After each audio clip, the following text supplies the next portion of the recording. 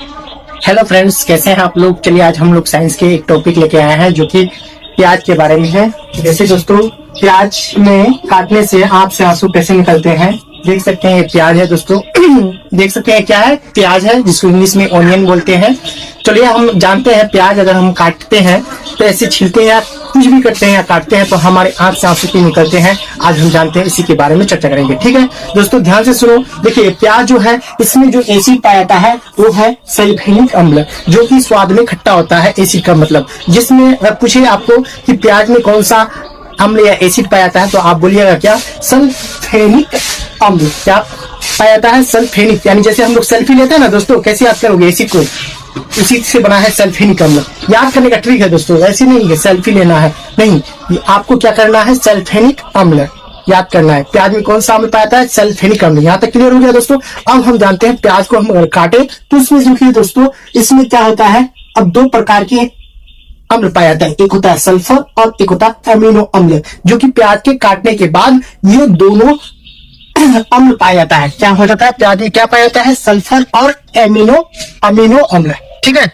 जब ये दोनों अम्ल जो है आपस में जब मिलता है, आपस में मिलकर के क्या बनता है, सीन क्रिएट करता है। देखिए कैसे आ सकते रखना है, सीन प्रोपेनेथियल एस ऑक्साइड। ठीक है, ये जब सल्फर और अमीनो अम्ल जब आपस में मिल जाता है तो क्या बनता है, सीन प्रोपेनेथियल एस ऑक्साइड बनता है दोस्तों।